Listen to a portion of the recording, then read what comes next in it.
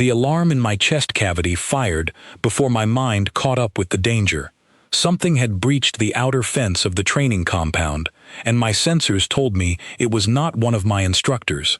It was a human, and she was running toward the fence instead of away from it. My name is Vicaro, and I have trained soldiers for the Coalition for 11 full cycles. I have broken the spirit of proud warriors from 6 different worlds. I have watched grown fighters weep and beg to go home after a single night in a Deathworld simulation. So when I saw a human recruit sprinting toward a swarm of stinging insects the size of my fist, laughing, I assumed she had lost her mind from fear. I was wrong. She was not running from anything. She was running toward the swarm because she wanted a closer look.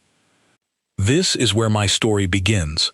On the day I learned that everything I thought I knew about training soldiers was about to be turned upside down. Let me explain what a Deathworld simulation actually is, because if you have never seen one, you cannot understand how strange this moment truly was. The Coalition builds these simulations to test new recruits before they are allowed anywhere near real combat. We take a small stretch of land, perhaps 5 kilometers across, and we fill it with everything a hostile planet could throw at a living creature.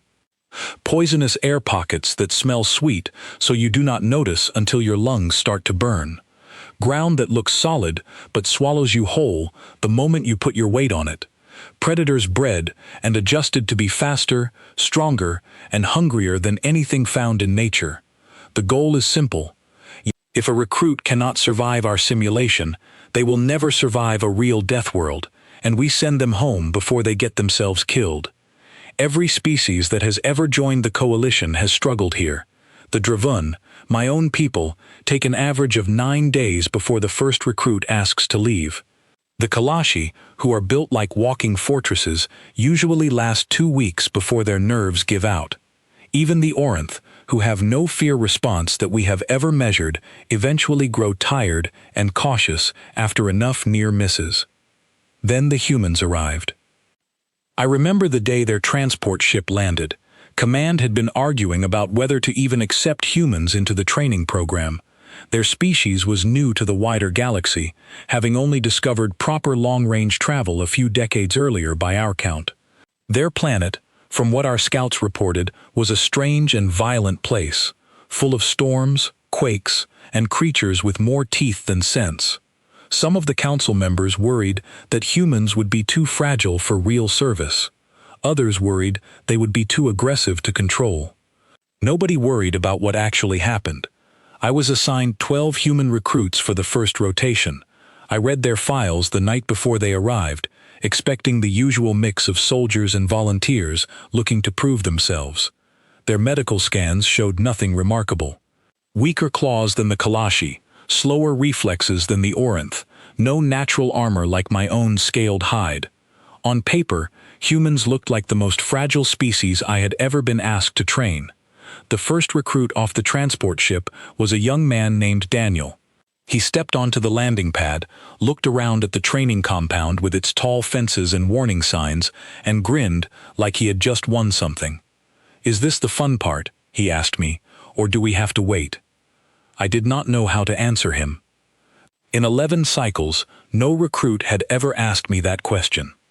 The next off the ship was a woman named Grace, who immediately crouched down to examine a patch of unusual moss growing near the gate, completely ignoring the automated turret tracking her movement from above.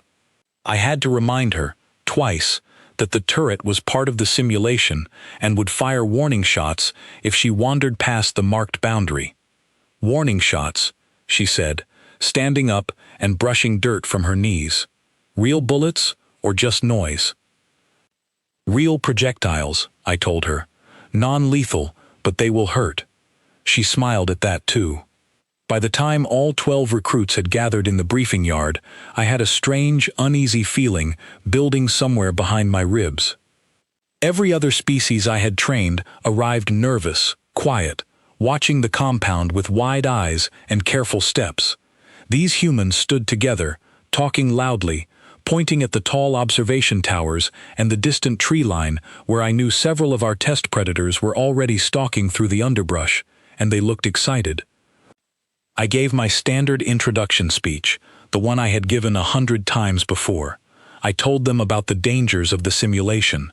I told them people had been seriously injured here, though never permanently, since our medical systems were advanced enough to repair almost anything short of true death.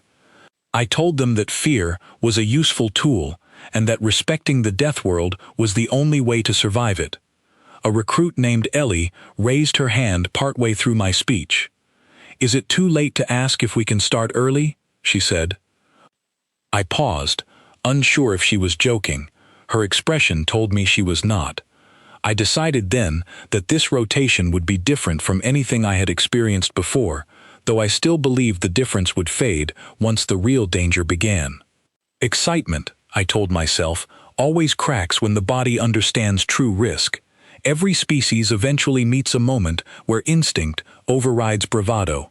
I was certain the humans would meet that moment within their first hour inside the simulation. I sent them through the gate at dawn the next day. The simulation zone stretched out before them, a landscape built to look almost peaceful from a distance. Rolling hills covered in silver grass that released a mild toxin if crushed underfoot. A slow-moving river that looked inviting but hid creatures with jaws strong enough to snap a limb in half. Tall rock formations riddled with narrow caves where nesting predators guarded their territory with vicious loyalty. From my command tower, I watched 12 small figures spread out across the open ground, each one carrying only basic gear and a single distress signal they could trigger if the situation became too dangerous to handle. Within the first 10 minutes, Daniel found a patch of the silver grass and, instead of avoiding it, knelt down to study how it reacted when disturbed by wind. My sensors flagged a spike in his heart rate, the kind of reading I associated with fear in every other species I had trained. But when I checked his vitals against his facial expression on the monitor, I saw something I did not expect. He was not afraid. He was fascinated. "This stuff releases spores when it moves," he said into his communicator, apparently talking to another recruit somewhere nearby. "Reminds me of poison ivy back home, except it glows a little at the edges. Careful where you step, Grace." Grace, who I could see on a separate monitor, picking her way along the riverbank, laughed and said something about how home always had something worse than whatever we could build in a simulation. I did not understand that comment then. I would understand it very well by the end of the week. The first real test came 2 hours later, when a pack of striped hunters emerged from the tree line near the northern hills. These predators were bred specifically for this simulation, designed to be fast, coordinated, and relentless. In previous rotations, recruits who encountered a striped hunter pack usually froze, panicked, or fled in disorganized directions, which almost always ended badly, even with our medical safety nets in place. 3 human recruits were in the northern hills when the pack appeared. I watched the monitor with my full attention, ready to trigger an emergency extraction if things went poorly. Instead of freezing, the 3 recruits, a woman named Alice and 2 men named Peter and Nathan, immediately moved to form a tight triangle, backs facing each other, exactly the kind of defensive formation we teach in the earliest lessons, but which almost no species manages to execute correctly under real pressure. 3 of them, maybe 4, Alice called out, her voice steady on the recording. "Peter, watch the left. Nathan, keep an eye on that gap in the rocks."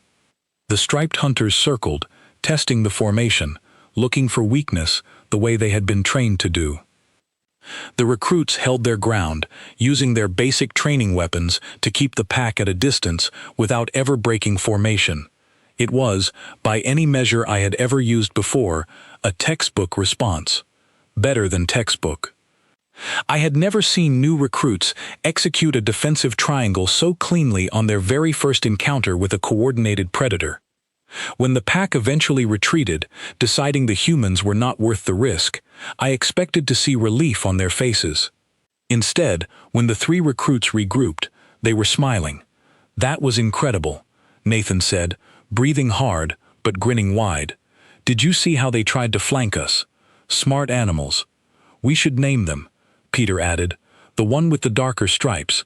He was clearly the leader. I sat in my command tower, staring at the monitor, and felt something I had not felt in 11 cycles of training soldiers. I felt confused. By the end of the first day, all 12 recruits had returned to the extraction point without a single serious injury. This alone was unusual. What was more unusual was their mood. They were laughing, comparing notes about which parts of the simulation they had found most interesting, arguing playfully about whose encounter had been more dangerous. Grace had somehow gotten close enough to the river creatures to sketch one in a small notebook she carried. Daniel had collected several samples of the toxic grass, carefully sealed in a container he had improvised from spare gear, and was already asking our medical staff if he could study its chemical properties.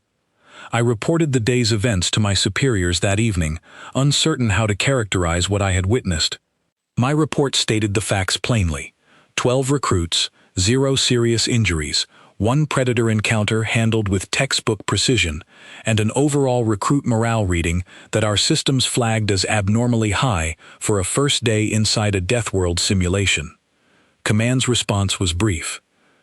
They told me to continue observation and to increase the difficulty level slightly for the second day, assuming the recruits had simply gotten lucky and needed a stronger test to reveal their true limits.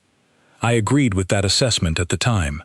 I believed, with the confidence of 11 cycles of experience, that luck was the only explanation.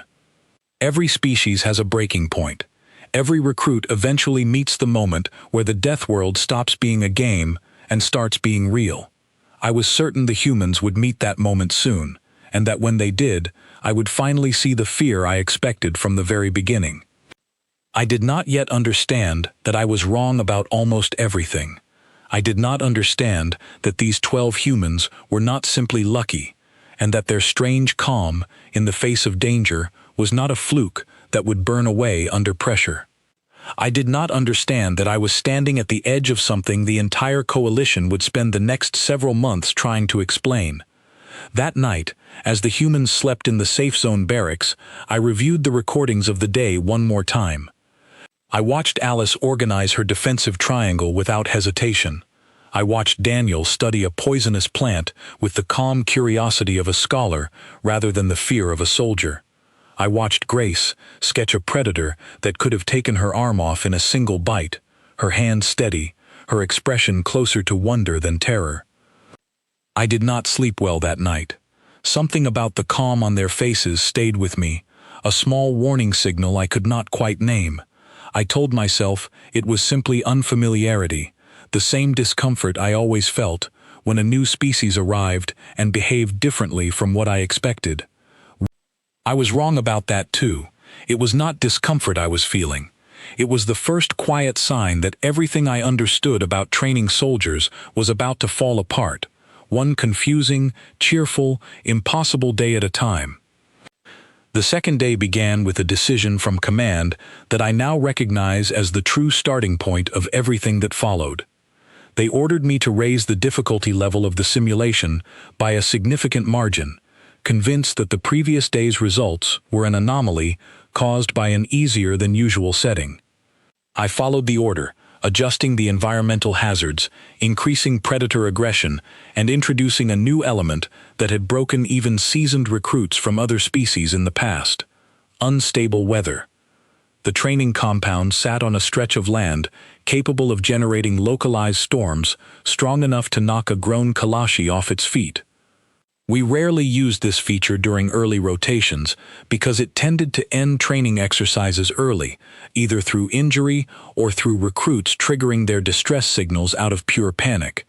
I set the storm generators to activate sometime during the middle of the day, giving the humans no warning of when the weather would turn. I watched from my command tower as the 12 recruits gathered at the gate for their second morning briefing. They looked different from the day before, though not in the way I expected. There was no fear in their posture, no hesitation in their eyes. Instead, they looked eager, several of them stretching and checking their gear with the focused energy of people preparing for something they genuinely wanted to do. A recruit, named Lucy, approached me before they entered the gate. She was quieter than some of the others, but her eyes carried a sharp intelligence that I had noticed in her file the night before. "The compound feels different today," she said. "Heavier air pressure. Are you planning something new for us?" I had not told any of the recruits about the storm system. Her observation, made purely from environmental cues most other species would never notice, unsettled me slightly. "The simulation will present new challenges today," I told her, keeping my voice carefully neutral. "I suggest you remain alert." "We always are," she said, smiling before jogging back to rejoin the group. The recruits entered the training zone at dawn, spreading out to cover more ground than the previous day. My monitors tracked all 12 of them as they moved through the hills, the river valley, and the rocky caves, each one applying lessons learned from their first encounter with the striped hunter pack. I noticed something interesting in their movement patterns. They were communicating constantly, sharing information about hazards they discovered, warning each other about dangerous terrain, building a shared map of the simulation zone in real time. This was not how other species typically behaved during training. Most recruits, especially on their second day, still operated with a degree of self-interest, prioritizing their own survival over sharing useful information with squad mates who might be seen as competition for limited training slots. The humans behaved as though they were already a unit, already bound together by something stronger than competition. Around midday, the storm generators activated exactly as scheduled. Dark clouds rolled in from the western ridge with unnatural speed, and within minutes, heavy rain turned the ground to slick mud while lightning split the sky in jagged white lines. Wind strong enough to knock over an unprepared recruit tore through the valley, carrying debris and reducing visibility to almost nothing. I braced myself for the panic I had seen from countless recruits during storm simulations in the past. Instead, I watched Daniel, who had been examining rock formations near the northern hills, throw his head back and let out a sound I had never heard a recruit make during a training exercise. Laughter. Pure, unrestrained laughter, as rain soaked through his gear and thunder rolled overhead. "This is fantastic," he shouted into his communicator, loud enough that I could hear him clearly, even through the storm audio interference. "Anyone else caught in this? It's incredible." Across the valley, Ellie responded, her voice crackling with static, but unmistakably cheerful. "I'm pinned behind a rock formation. Visibility's terrible. Feels just like the coast back home during hurricane season." The mention of a hurricane caught my attention immediately. I paused the monitoring feed and pulled up what limited information the Coalition had gathered about Earth's weather patterns during our initial contact surveys. What I found explained a great deal, though it also raised far more questions than it answered. Earth, it turned out, experienced storms on a scale that made our simulated weather look almost gentle by comparison. Massive rotating systems that could span hundreds of kilometers, capable of tearing apart structures and reshaping coastlines, occurred regularly across various regions of their planet.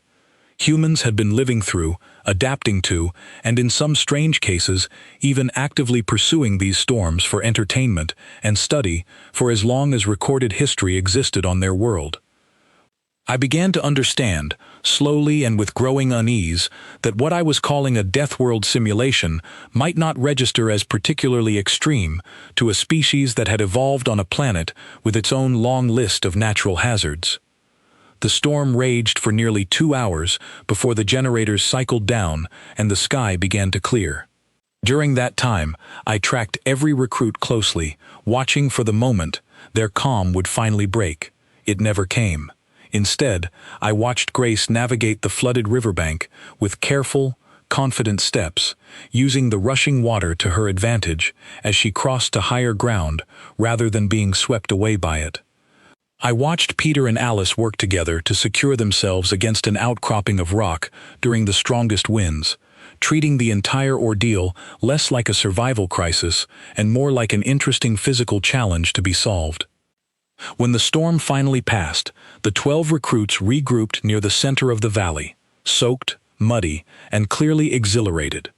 I listened to their conversation through the audio feed, and what I heard confirmed the growing suspicion I had been trying to ignore since the previous evening. "That was better than the obstacle course back at basic training," Nathan said, wringing water from his sleeve. "Actual stakes make everything more interesting." "I want to see what happens if the storm hits during a predator encounter," Alice added, only half joking based on the tone of her voice. "Bet the striped hunters hate getting their fur wet." I made a note in my report that evening, flagging this comment specifically because it revealed something important about how these recruits viewed the training environment. They were not simply surviving the Deathworld simulation. They were beginning to study it, to probe its limits, to treat every new hazard as a puzzle worth solving rather than a threat to be feared and avoided. Command's response to my second-day report was less patient than the first. They instructed me to introduce the simulation's most severe predator, a creature we called the Ridgeback, into the training zone. The Ridgeback was normally reserved for advanced recruits nearing the end of their training cycle, a massive, heavily armored predator capable of ending a training exercise permanently if a recruit made a serious mistake in its presence. Our medical systems could repair almost any injury, but even they had limits, and the Ridgeback had caused 2 near-fatal incidents in the past 3 cycles alone, both involving experienced soldiers who underestimated its speed. I argued against this decision during my report to Command, pointing out that introducing an advanced predator to recruits only 2 days into training violated our standard safety protocols. My concerns were overruled. Command wanted definitive proof, one way or another, that human resilience had limits. They believed the Ridgeback would provide that proof. I spent that night preparing the release protocols, my unease growing with every passing hour.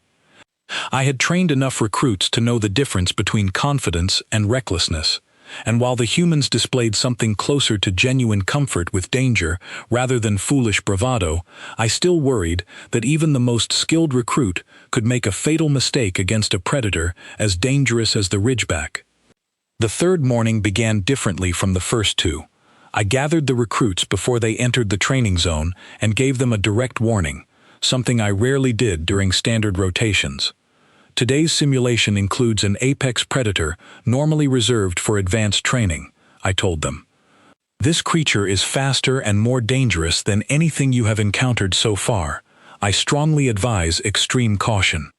The 12 recruits exchanged glances, and I watched something pass between them that I still find difficult to describe accurately. It was not fear, though I had expected fear. It was closer to focus, the kind of sharpening attention I associated with skilled hunters preparing for a serious challenge. "How dangerous are we talking?" Daniel asked, his voice steady. 2 experienced coalition soldiers were severely injured by this creature within the past 3 cycles, I told him honestly, hoping the specific detail might finally produce the hesitation I had been expecting since the beginning of the rotation. Instead, Ellie asked a question that told me everything I needed to know about how this day would unfold. "What does it look like?" she asked. "We should know what we're dealing with before we go in." I described the Ridgeback as accurately as I could.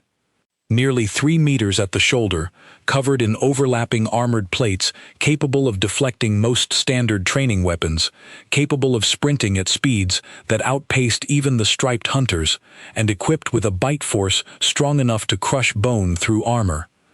I watched their faces as I spoke, searching for any sign of the fear response I had built my entire career around understanding and managing. What I saw instead was something closer to excitement, carefully controlled but unmistakably present beneath their focused expressions. The recruits entered the training zone in a tighter formation than either of the previous 2 days, moving with obvious caution but none of the paralysis I might have expected. My monitors tracked the Ridgeback as it moved through the eastern section of the valley, its heat signature massive compared to anything else in the simulation. For the first 3 hours, the recruits kept careful distance, gathering information about the creature's territory and movement patterns rather than engaging directly. Lucy, watching from a rocky vantage point with a pair of enhanced binoculars provided as standard equipment, provided a steady stream of observations to the rest of the group. "It's patrolling a fixed loop," she reported, "roughly 40 minutes per circuit. It slows down significantly near the eastern ridge, probably because of the loose rock terrain. I found myself impressed, despite my growing unease." This kind of patient, careful observation was exactly the behavior I tried to instill in recruits during advanced training, and here were 12 people, only 3 days into basic training, already applying it instinctively. The confrontation, when it finally came, happened almost by accident. Peter, moving to reposition for a better vantage point, triggered a small rock slide that caught the Ridgeback's attention. The massive predator turned toward the sound with frightening speed, and within seconds it was charging directly toward Peter's position. I activated the emergency extraction protocol immediately, my claws already moving toward the trigger that would pull Peter out of danger before the Ridgeback could reach him. Before I could complete the sequence, I watched something happen on my monitor that made me freeze, with my claw hovering over the control.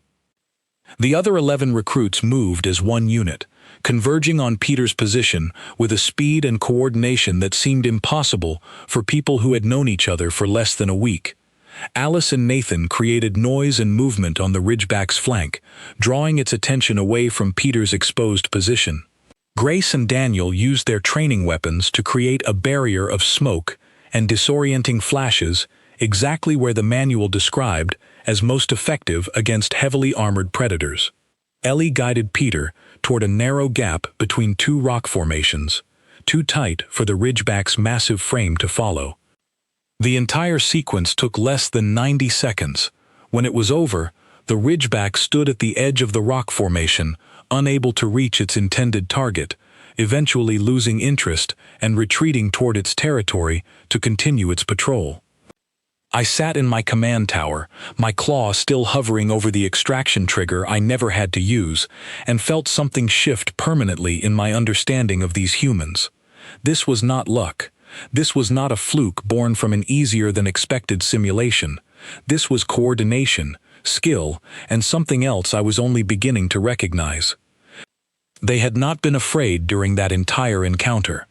I reviewed the biometric data afterward, checking heart rates, stress hormone levels, every measurement our medical systems could provide.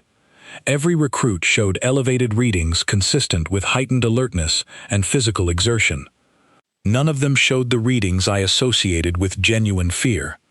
When the 12 recruits regrouped at the extraction point that evening, muddy, exhausted, and completely unharmed, their mood was unlike anything I had witnessed in 11 cycles of training soldiers from 6 different worlds. They were celebrating. Peter, the recruit who had come closest to serious injury, was being congratulated by his squadmates rather than comforted or reassured. Someone had already given the Ridgeback a nickname, something involving the word tank, which I gathered was a reference to a vehicle from Earth's history known for both strength and durability. I filed my report to command that night with a growing sense that I was documenting something far more significant than a single unusual training rotation. I described the coordinated response to the Ridgeback encounter in detail, noting that the recruits had, without any direct instruction from me, executed a rescue maneuver that closely matched advanced tactical doctrine typically taught only to soldiers with years of field experience. Command's reply came faster than usual, and for the first time since the rotation began, I sensed genuine concern in their message rather than simple curiosity. They informed me that senior officers would be reviewing the recordings personally, and that additional observers would be arriving within the next 2 days to monitor the situation directly. I closed my report that night with a single line that I had never included in any previous training summary during my entire career. I do not believe these recruits are behaving abnormally due to fear or adrenaline. I believe they are enjoying this experience, and I do not yet understand why. I did not sleep again that night. I kept returning to the recording of Daniel laughing in the storm, of Alice wanting to see how the striped hunters would react to rain, of the entire squad moving as a single coordinated unit to save Peter without a single order from me directing them to do so. Somewhere in the back of my mind, a thought was forming that I was not yet ready to fully accept. We had brought these humans here to test whether they could survive a Deathworld. I was beginning to suspect we had accidentally given them something they had been missing their entire lives. The observers arrived on the fourth morning, 3 senior officers from Coalition Command, each representing a different species and a different branch of military oversight. I met them at the landing pad before dawn, my report from the previous night still fresh in their minds, based on the questions they asked me before we had even finished the formal greeting. The first officer, a Kalashi commander named Threx, wasted no time getting to the point.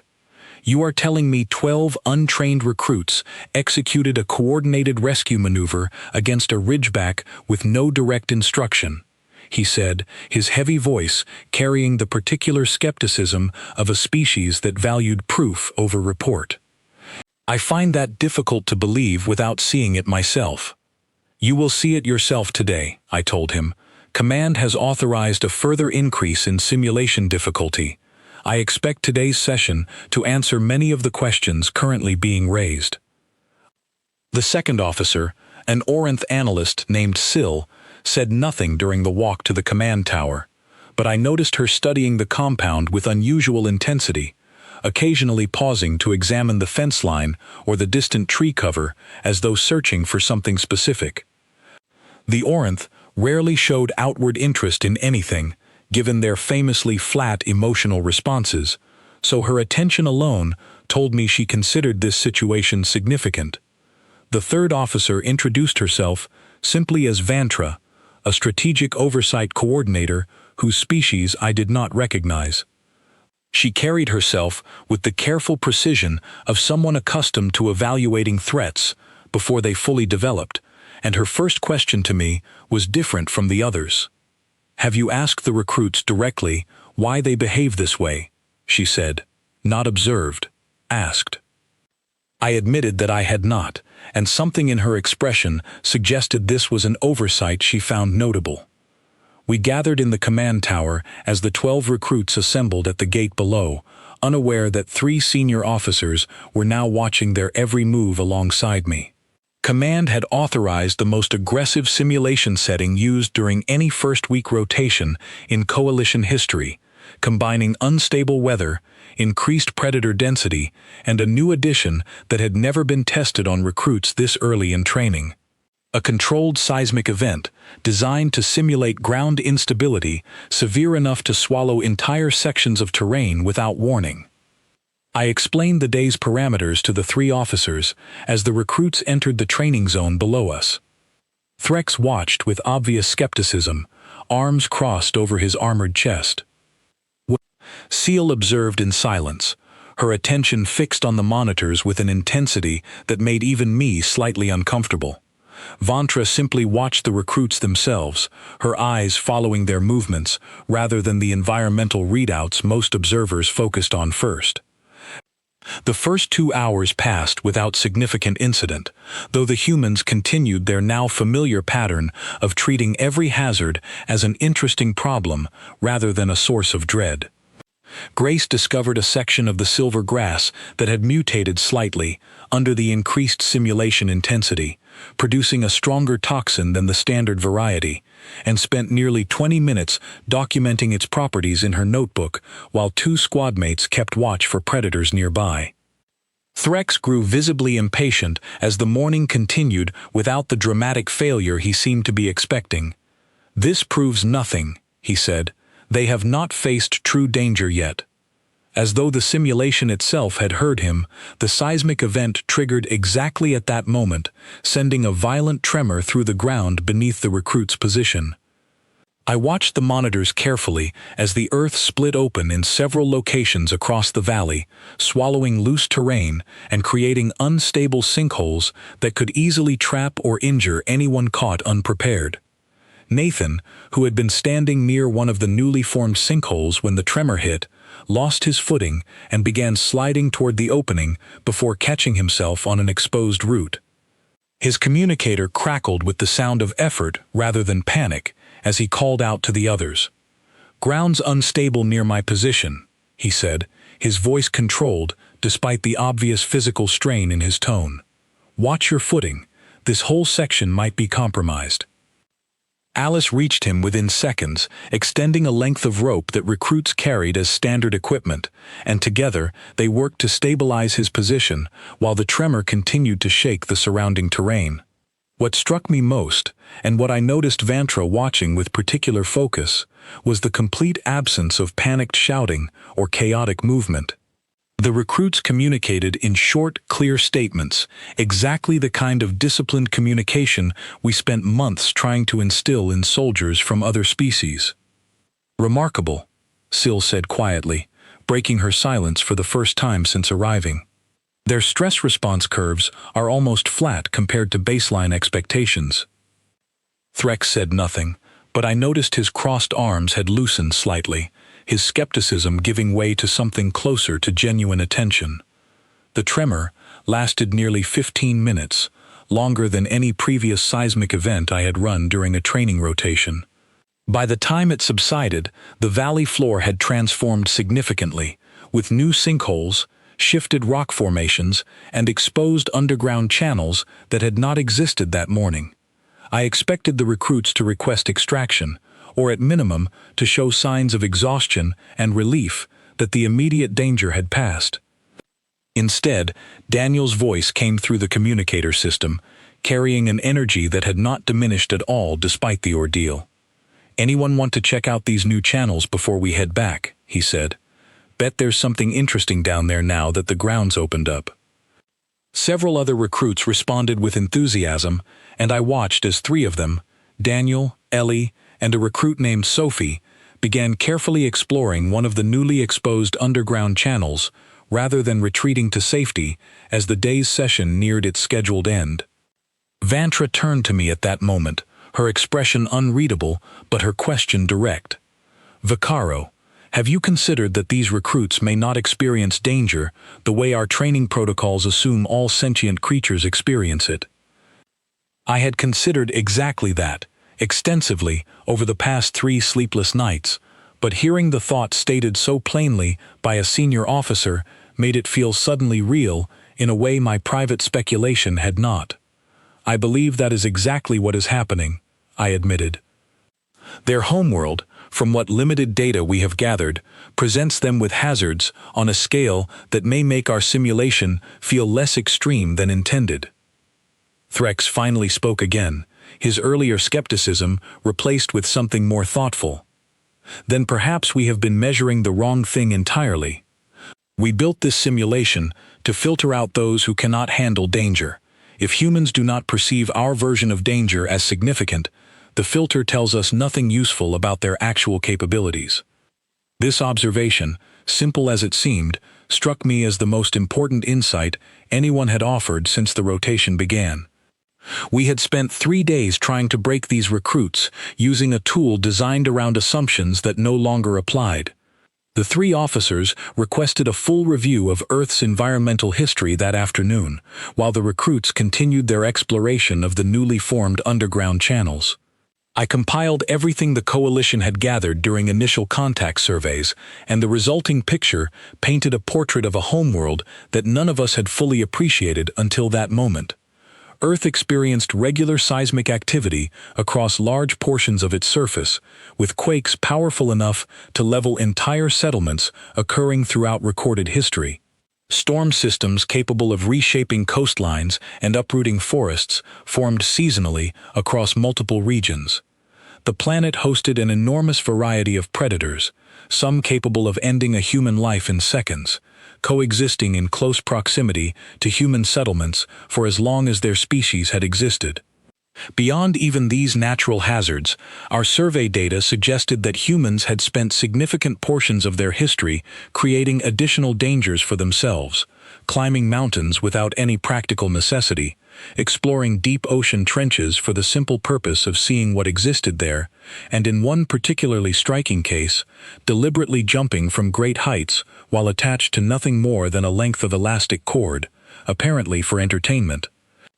Syl, reviewing this same data beside me, made an observation that I found myself unable to argue against. Every species we have previously trained evolved in an environment where extreme caution was directly tied to survival, she said. These recruits appear to have evolved in an environment where curiosity and risk tolerance were equally necessary for survival, alongside caution.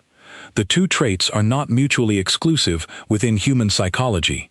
They may simply operate differently than in any species the coalition has previously encountered. By late afternoon, the training session was scheduled to conclude, but the recruits showed no signs of wanting to leave. I watched through the monitors as they gathered near one of the largest new sinkholes, apparently debating something among themselves with the same energetic enthusiasm I had seen throughout the entire rotation. Ellie's voice came through clearly on the audio feed. "We've got maybe an hour of daylight left. I say we map the rest of this channel system before we head back. Might be useful information for tomorrow." Grace responded with what sounded like agreement, though her attention seemed focused on something else entirely. "Has anyone else noticed the air pressure dropping? Feels like there might be another storm building." Peter's voice, still carrying a slight edge of exhaustion from the earlier tremor, cut through the growing debate. "As much as I'd love to stay, Command probably wants us back at the extraction point before dark. Let's save the exploring for tomorrow." This small exchange, unremarkable on its surface, told the observing officers something significant about how these recruits balanced their enthusiasm with practical judgment. They were not reckless. They understood risk and made calculated decisions about when to push forward and when to retreat. They simply did not experience the crushing fear response that typically forced other species into overly cautious behavior during training. The recruits returned to the extraction point as the sun began to set, tired, muddy, and thoroughly pleased with themselves despite everything the simulation had thrown at them that day. I met them at the gate alongside the three observing officers, and for the first time, I decided to follow Vantra's earlier suggestion. I would ask them directly. "I have a question for all of you," I said, addressing the group as they gathered near the entrance. "Command has expressed significant confusion regarding your response to this training program. Most species find this simulation deeply distressing. You appear to be enjoying it. I would like to understand why." The recruits exchanged glances, and for a moment I worried the question had caught them off guard in a way that might produce an awkward silence. Instead, Daniel stepped forward, his expression thoughtful rather than defensive. "Honestly," he said, "this feels a lot like home." Several other recruits nodded in agreement, and Lucy added her own perspective, her quieter voice carrying clearly in the evening air. "Where I grew up, we had wildfires every summer, flooding every spring, and a volcano close enough that everyone kept an emergency bag packed at all times," she said. "This simulation has rules, clear boundaries, medical support if something goes wrong. Back home, none of that existed. This feels almost gentle by comparison, if I'm being honest, except now there's a purpose behind it and people watching out for each other in an organized way." Nathan added his own thoughts, rubbing at the mud still clinging to his sleeve from the earlier tremor. "There's also something satisfying about facing a challenge you can actually see and understand. A storm, a predator, unstable ground. These are problems with solutions if you think clearly and work together. It's not like some of the uncertainty we deal with normally. This feels manageable, even when it's dangerous." Vantra listened to each response with careful attention, and I noticed her expression shift slightly as the recruit spoke, moving from analytical curiosity toward something I might have described as cautious respect.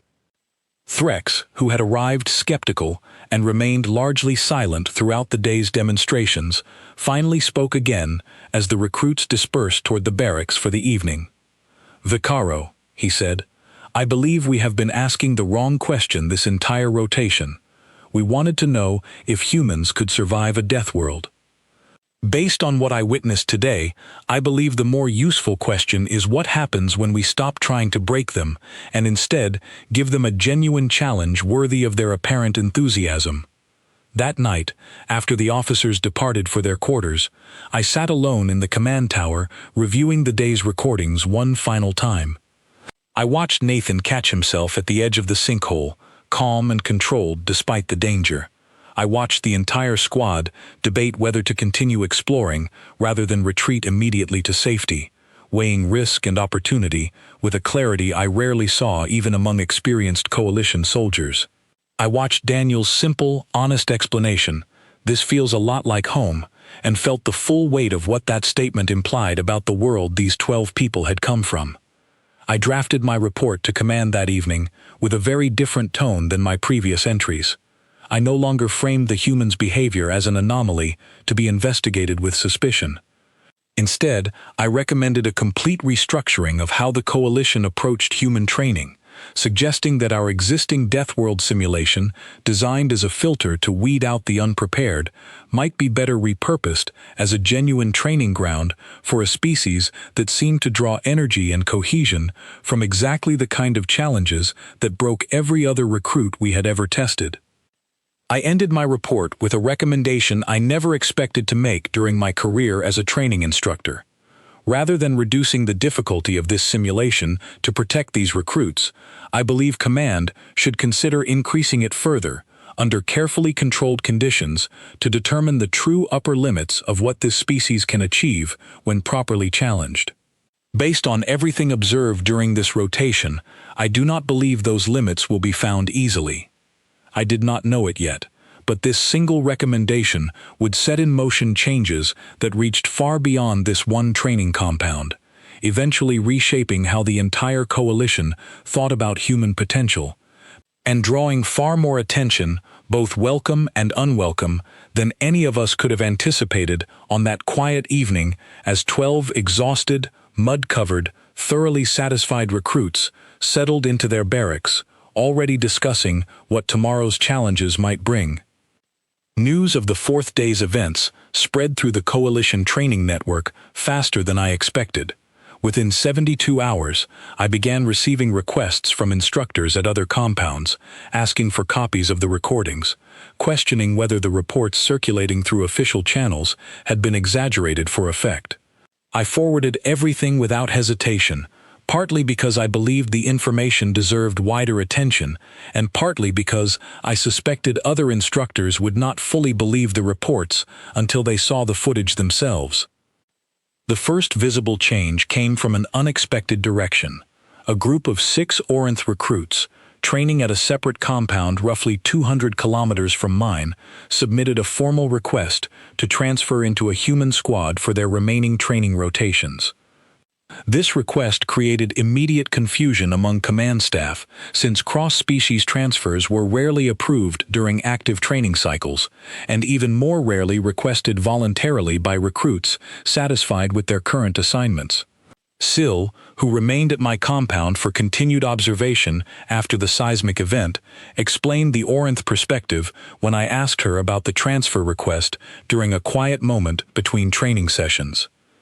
"The Orinth value efficiency above almost everything else," she said.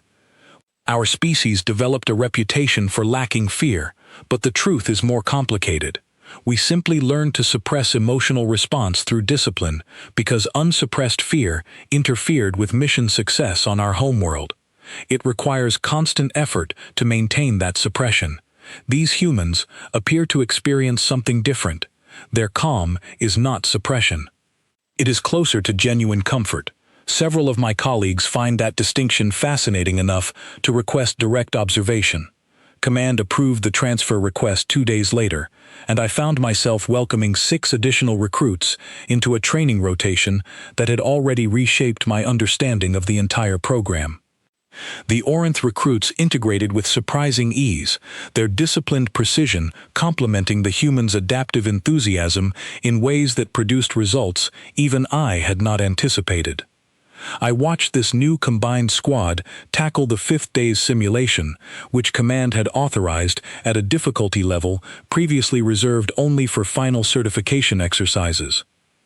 The environmental hazards included everything from the previous days, combined with a new addition, an artificial ecosystem populated by creatures specifically designed to test coordination under sustained pressure rather than brief, dramatic encounters.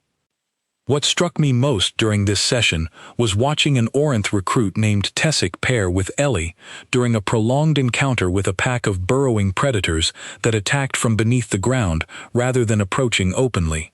Tessic's precise, methodical analysis of the creature's attack patterns combined seamlessly with Ellie's willingness to test theories in real time, creating a partnership that neutralized the threat faster than either species had managed independently during previous rotations. "Your species processes risk differently than mine," Tessic said to Ellie during a brief pause in the exercise, their conversation captured clearly on the audio feed. "I calculate probability before acting. You seem to act and then calculate. Both approaches appear to reach similar conclusions, though yours arrives with considerably more noise." Ellie laughed at this observation rather than taking offense. "Probably comes from growing up somewhere that didn't always give you time to calculate first. Sometimes you had to move and figure out the details later." This exchange, casual as it seemed, captured something important about the growing dynamic within the training compound. Different species were beginning to learn from each other in ways that the original Deathworld simulation, designed purely as a filtering tool, had never been intended to produce. Not everyone within the coalition viewed these developments favorably. Command's initial curiosity gradually gave way to something closer to concern as reports continued arriving from my compound and, increasingly, from other facilities that had begun experimenting with similar training approaches for their own human recruits. I received a formal communication from a senior administrator named Korith, whose tone made clear that not everyone shared Threx's growing enthusiasm for reconsidering our training philosophy. The communication, direct and somewhat pointed, expressed concern that the Deathworld simulation had been designed as a critical safety filter, ensuring only recruits capable of exercising appropriate caution advance to active service. Korath worried that humans' apparent comfort with danger, rather than representing genuine capability, might instead represent a dangerous blind spot that would eventually lead to reckless decisions during actual combat situations, where the safety nets of a training simulation would not exist to catch mistakes. I understood this concern, and I did not dismiss it easily. I had spent 11 cycles building my career around the principle that fear, properly managed, served as a critical survival tool. Watching an entire species seemingly lacking that specific fear response, at least within the parameters we had tested so far, raised legitimate questions about long-term reliability in situations far more unpredictable than any simulation could replicate. I raised this concern directly with the human recruits during a briefing session on the 7th day of training, curious how they would respond to the suggestion that their comfort with danger might eventually work against them rather than for them. Peter answered first, his response thoughtful rather than dismissive. "That's a fair question. I think the difference is that we're not fearless. We definitely feel afraid sometimes. I was scared during that tremor on the 4th day, genuinely scared for a second when I felt the ground give way. But fear doesn't shut us down the way it seems to shut down other species. We've learned to keep functioning even when we're afraid, because back home, waiting for fear to pass before acting usually meant something bad happened while you waited." Alice added her own perspective, one that stuck with me long after the conversation ended. "I think there's a difference between recklessness and calculated risk. We're not running toward danger because we don't understand it. We're running toward it because we've learned, collectively, over a very long history, that understanding a threat directly usually keeps you safer than avoiding it out of blind caution. Doesn't mean we always get it right, just means we've had a lot of practice adjusting when we get it wrong. This distinction between recklessness and calculated engagement with risk became a central theme in the reports I submitted to command over the following days. I began compiling detailed case studies from the ongoing training rotation, documenting specific instances where human recruits demonstrated careful risk assessment alongside their apparent comfort with dangerous situations, hoping to address Korath's concerns with concrete evidence rather than simple reassurance. The 8th day brought a development that none of us had fully anticipated, though in retrospect, it should have been an obvious outcome given everything that preceded it. A Kalashi recruit training at a neighboring facility, having heard detailed accounts of the human squad's performance through informal channels among trainees, requested a temporary transfer specifically to observe and potentially train alongside the human recruits at my compound. This recruit, a young Kalashi named Bren, arrived with an attitude noticeably different from Threx's initial skepticism. Where Threx had approached the situation as a skeptical evaluator, Bren arrived with open curiosity, eager to understand what specifically made the human approach to danger so different from the cautious, methodical style typical of Kalashi training. My instructors have always taught that overwhelming strength and careful preparation are the keys to survival, Bren told me during our first conversation after his arrival. The humans seem to rely on something else entirely, adaptability perhaps, or a willingness to improvise that we are rarely encouraged to develop. I want to understand this better. I paired Bren with Nathan for the 9th day's exercise, curious to see how a Kalashi recruit, physically much stronger and more heavily armored than any human, would integrate with a squad built around a fundamentally different relationship with danger. The results proved illuminating in ways I had not anticipated. During an encounter with a modified striped hunter pack, larger and more aggressive than the version deployed during the first day, Bren's natural strength allowed him to serve as an anchor point for the squad's defensive formation, absorbing damage that would have seriously injured a human recruit, while Nathan and the others used mobility and improvised tactics to outmaneuver the predators from angles Bren's slower, heavier frame could not easily reach. "You move like water around obstacles I would simply push through," Bren observed afterward, his tone carrying genuine admiration rather than the competitive comparison I might have expected from a species often characterized by pride in physical strength. "I begin to understand why your instructors describe your approach as difficult to predict. Even I did not know which direction you would move next, and I was fighting alongside you rather than against you." Nathan grinned at this assessment, clapping a hand against Bren's armored shoulder in a gesture that seemed to translate as a sign of respect across species. "Different strengths, that's all. You hit like a landslide. I just try to stay somewhere the landslide isn't happening." By the 10th day, my training compound had transformed into something unrecognizable compared to the standard rotation I had run for 11 cycles. What began as a single human squad had grown into a genuinely multi-species training group, with Orinth precision, Kalashi strength, and human adaptability combining in ways that produced results exceeding anything any single species had achieved independently in previous rotations. Command's official response to these developments arrived in stages, cautious at first, then gradually more supportive as the evidence accumulated. Korath's concerns about human recklessness were addressed directly through detailed data showing careful, calculated decision-making throughout even the most dangerous encounters. The distress signal system, which every recruit carried and which I monitored constantly, had not been triggered once during the entire training rotation, a statistic that stood in stark contrast to previous cycles involving other species where distress signals were activated regularly during the first 2 weeks of training. I submitted a comprehensive summary report at the end of the 10th day, attempting to capture everything the compound had learned since that first strange morning when Ellie had asked if it was too late to start training early. I described the coordinated rescue during the Ridgeback encounter, the calm problem-solving during the seismic event, the growing multi-species cooperation that had developed organically as word spread about what was happening at my facility. I ended the report with an observation that I believed captured the true significance of everything we had witnessed. We designed this simulation as a filter, intended to identify which recruits possessed the caution necessary to survive genuine danger. What we discovered instead is a species that experiences danger not as something to be feared and avoided, but as something to be understood, engaged, and in their own words, enjoyed. I no longer believe our original training philosophy applies to human recruits in any meaningful way.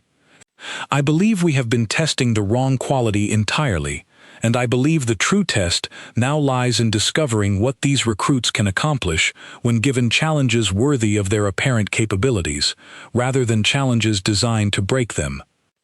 That evening, as the combined squad of humans, Orinth, and Kalashi recruits gathered around the extraction point, sharing stories from the day's exercise, laughing together across species lines that had rarely blurred so easily during any previous training rotation I had overseen, I found myself reflecting on how much had changed in just 10 days. I had arrived at this rotation expecting to break 12 human recruits the same way I had broken hundreds of recruits from other species before them. Instead, I had watched something entirely different unfold, something that felt less like training and more like discovery. These humans had not simply survived our Deathworld simulation. They had transformed it, and in doing so, they had begun transforming everyone around them who paid close enough attention to notice. I did not yet know how far this transformation would spread, or how dramatically it would eventually reshape the Coalition's entire approach to training, deployment, and cooperation between species. I only knew that whatever came next would be built on a foundation none of us had expected when this rotation began, and that foundation had been laid not through fear, but through something far more unusual and, I was slowly beginning to realize, far more valuable: enthusiasm. Genuine, uncomplicated enthusiasm for a challenge most other species would have done anything to avoid. 3 weeks after that first strange morning at the gate, I stood before a full session of the Coalition Training Oversight Council, presenting the complete findings from what had by then become the most closely studied training rotation in recent Coalition history. The council chamber held representatives from nearly every member species, and the tension in the room told me this presentation carried weight far beyond a single compound's results. I began with the raw data, since I had learned by that point that numbers tended to convince skeptics faster than stories. 0 fatalities across the entire rotation, 0 permanent injuries requiring extended medical intervention, a distress signal activation rate of exactly 0 across 12 human recruits, compared to an average activation rate of 11 times per squad during the first 3 weeks of standard training for other species. Mission success rates for coordinated exercises exceeding even our advanced certification benchmarks, despite the recruits involved having received only basic preparation before entering the simulation. Korath, present in the chamber and still visibly cautious despite everything, raised the question I had anticipated from the very beginning of my presentation. "These numbers are impressive," he said, "but they describe performance within a controlled simulation. What assurance do we have that this translates to genuine battlefield reliability, where the stakes are real and the safety nets you describe simply do not exist?" It was a fair question, and rather than answering it myself, I deferred to Threx, who had remained at my compound for the full duration of the rotation and had, by that point, become one of the strongest advocates for reconsidering our entire approach to human integration. "I arrived skeptical," Threx said, addressing the council directly. "I believed, as many of you likely still believe, that comfort with danger represents a liability rather than an asset. I have spent 3 weeks watching 12, then 18, then over 30 recruits from multiple species trained together under conditions that would have broken any squad I have personally overseen during my career. What I witnessed was not recklessness. It was a fundamentally different relationship with fear, one that allowed these recruits to think clearly during moments when other species typically lose the capacity for clear thought entirely. I do not believe this represents a weakness.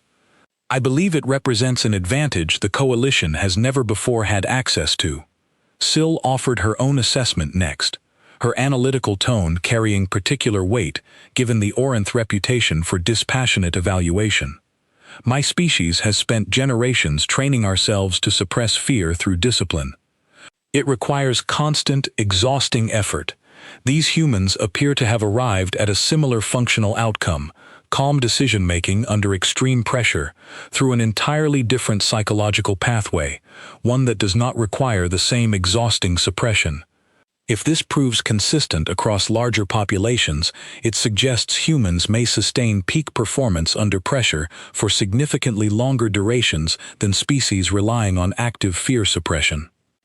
The Council deliberated for nearly 2 hours after our presentations concluded, during which time I was asked numerous additional questions about specific incidents, about the growing multi-species cooperation happening organically at my compound, and about whether the results I described could be replicated reliably across different environments and different human recruits, rather than representing some unusual quality specific to the 12 individuals in my original rotation.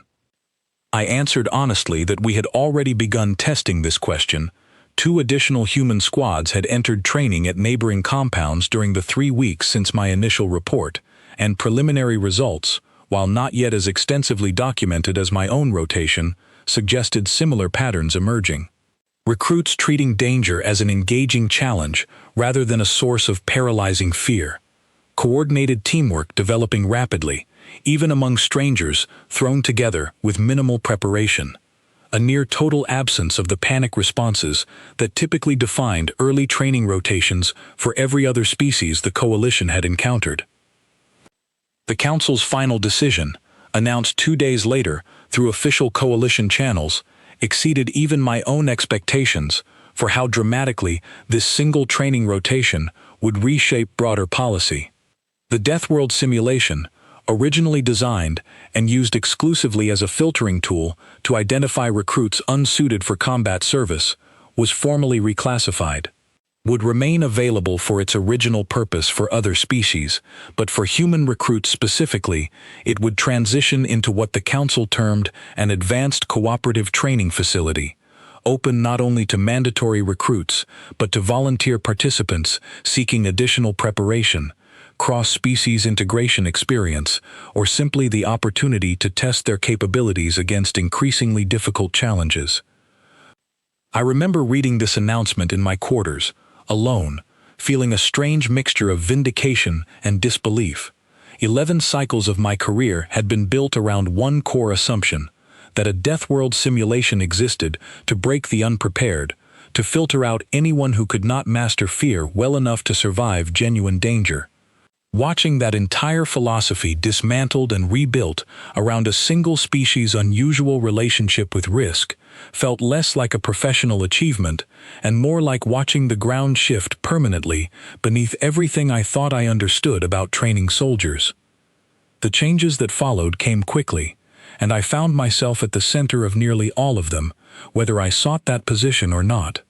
Command assigned me as the lead coordinator for what became known throughout the Coalition simply as the Advanced Integration Program, tasked with overseeing the expansion of cooperative training facilities across multiple compounds, each one designed around the lessons learned during those first transformative weeks. The volunteer requests began arriving almost immediately after the official reclassification, and their volume surprised even those of us who had already witnessed the growing interest from other species during the original rotation. Kalashi soldiers, already established in active service, requested temporary reassignment to participate in joint training exercises, eager to develop the kind of adaptive improvisation that Bren had described admiring in Nathan weeks earlier. Orinth analysts and field operatives applied in significant numbers, drawn by the opportunity to study a fundamentally different psychological approach to danger that their own species had never encountered before. Perhaps most surprising of all were the requests that began arriving from the human population itself. Once word of the program spread beyond the small initial group of recruits back to the wider human community, now integrating into coalition society. I had expected additional human recruits from standard military channels, and those certainly arrived. What I had not expected were the requests from civilians, people with no formal military background at all, asking whether the training facility accepted volunteers purely interested in the challenge itself. I discussed this phenomenon with Daniel one evening, several months into the expanded program, as we walked together along the newly extended perimeter of what had become the Coalition's largest cooperative training facility. Daniel had, by that point, transitioned from recruit to assistant instructor, his natural enthusiasm for the environment making him an obvious choice to help train incoming squads from across the Coalition. Back home, people used to pay money to climb mountains that could kill them, or dive into caves flooded with water in complete darkness, just for the experience of doing something difficult and dangerous, he told me, watching a new squad of mixed-species recruits navigate the storm generators in the distance. This isn't so different, honestly. Except now there's a purpose behind it, and people to share it with who understand exactly what you're feeling in the moment. I asked him something that had been on my mind since that very first conversation at the landing pad, when he had asked me whether the training compound represented the fun part of his day. "Do you ever worry," I said, "that this comfort with danger will eventually lead to a mistake that our safety systems cannot correct? Every simulation has limits. Every safety net has a point where it stops catching people." Daniel considered the question seriously before answering, his usual easy humor giving way to something more thoughtful. "Every single day," he said, "I think that's actually part of why this works. We're not comfortable with danger because we don't understand the stakes. We're comfortable with it because we understand the stakes perfectly well, and we've decided the challenge is worth engaging with anyway, carefully, together, with people we trust watching our backs. The moment we stop respecting the actual risk is the moment this stops working. I don't think any of us have forgotten that, even when we're having fun." This distinction, one I had heard echoed in various forms throughout the entire program's development, became the philosophical foundation for how the Coalition eventually structured its expanded training facilities. Difficulty continued to increase steadily as the program matured, introducing environmental challenges that exceeded even the extreme parameters tested during that original rotation. New predator variants, more severe seismic events, extended survival exercises lasting multiple days rather than single sessions. Rather than breaking under this escalating pressure, the multi-species squads training within these facilities continued adapting, continued developing new tactics, continued approaching each new challenge with the same combination of careful respect and genuine enthusiasm that had defined the program from its very beginning. I found myself, roughly 6 months after that first strange morning at the gate, leading a volunteer expedition into what had become the most extreme training environment the Coalition had ever authorized, a full Deathworld simulation combining every hazard we had previously tested, running continuously rather than in isolated sessions, with recruits expected to survive and thrive within it for an extended period rather than a single day. Standing at the edge of that final gate, watching a mixed squad of humans, Orinth, and Kalashi recruits check their equipment with the same eager energy I remembered from that very first morning, I found myself reflecting on everything that had changed since I stood in this same position, expecting to break a group of fragile new recruits within their first week. I had been wrong about almost everything I believed when this rotation began. I had believed fear was the necessary foundation of effective training, that recruits needed to learn caution through genuine terror before they could be trusted with real danger. I had believed that a Deathworld simulation existed purely as a filter, a tool for identifying weakness rather than a tool for building genuine capability. I had believed, most fundamentally, that I understood what made a soldier effective, based on 11 cycles of experience, training species that had all, in their own ways, confirmed those assumptions repeatedly. What I had discovered instead was a species shaped by a homeworld that demanded resilience without offering the luxury of paralyzing fear, a species that had learned, over countless generations, to find genuine engagement and even joy within circumstances that would have shattered the confidence of every other species the Coalition had ever encountered. I had discovered that the very thing we designed our training program to filter out, comfort with genuine danger, was not a weakness humans happened to possess by accident. It was perhaps their single greatest strength, cultivated across an entire evolutionary and cultural history that none of us had fully appreciated until we watched it unfold directly in front of us. The Coalition's broader relationship with humanity continued evolving in the months that followed, extending well beyond the training compounds where this transformation first became visible. Human squads began requesting assignment to genuinely dangerous frontier operations that other species approached only with significant reluctance, consistently reporting mission satisfaction and morale levels that our command psychologists struggled to properly categorize using existing evaluation frameworks. Reports began circulating of human soldiers treating dangerous but necessary missions with the same enthusiasm I had witnessed during that first training rotation, an attitude that, once properly understood and channeled rather than feared, proved remarkably valuable for operations other species found difficult to staff. I still lead training exercises at that original compound, though it looks nothing like the facility I managed 11 cycles ago before humans first arrived. The gate where Ellie once asked me if it was too late to start early now sees dozens of volunteer recruits pass through it weekly, drawn from across the entire Coalition, all seeking the particular combination of genuine challenge and collaborative growth that this program has come to represent. Sometimes, during quiet moments between training sessions, I find myself thinking back to that very first day, watching Daniel kneel beside a patch of toxic grass with nothing but curious fascination in his expression, or hearing Grace laugh as she navigated a flooded riverbank that should have terrified her. I think about how close I came to filing that entire rotation as an anomaly, a strange fluke that would inevitably correct itself once the humans encountered danger severe enough to finally trigger the fear response I had spent my entire career expecting from every recruit I trained. I am grateful, looking back, that command pushed the difficulty higher rather than accepting my early assumption that luck alone explained those first 2 days. Every increase in danger revealed not a breaking point, but a deeper well of resilience and genuine engagement that none of us had previously imagined possible. Every challenge we threw at those original 12 recruits, and every recruit who has followed in the months since, has been met not with the fear we expected, but with something far more valuable, and admittedly, far more surprising.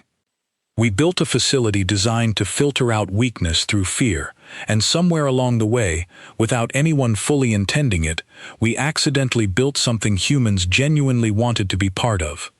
We gave them a Deathworld, expecting them to break under its weight, and instead, they showed us that the very thing we feared would destroy them was, for this particular species, something closer to home than any of us had the imagination to anticipate. The galaxy is a vast and often dangerous place, filled with countless worlds and countless dangers still waiting to be discovered by Coalition forces expanding steadily outward into unexplored territory. I used to believe that danger was something every sentient species needed to be carefully protected from, trained to fear appropriately, and approached only with maximum caution and reluctance. I no longer believe that, not entirely. I have watched an entire species turn what should have been their greatest weakness into something closer to a defining strength, not through recklessness or ignorance of genuine risk, but through a hard-won, generations-deep understanding that some challenges are worth facing directly, together, with clear eyes and steady hands, rather than avoided out of fear alone.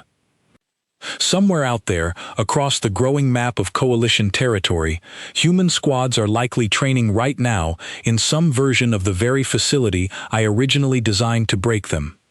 I imagine they are laughing while they do it, treating whatever new danger we introduce as an interesting puzzle rather than a threat to be feared, building the kind of coordinated trust between squad mates that no amount of careful, cautious training could ever have produced on its own. I trained soldiers for 11 cycles, believing I understood exactly what made a species ready for the dangers of the wider galaxy. I have spent the months since that first human rotation unlearning almost everything I thought I knew, replacing it with a lesson I suspect will define the remainder of my career. Sometimes the greatest strength a species can possess is not the absence of fear, but the willingness to find something worth loving on the other side of it.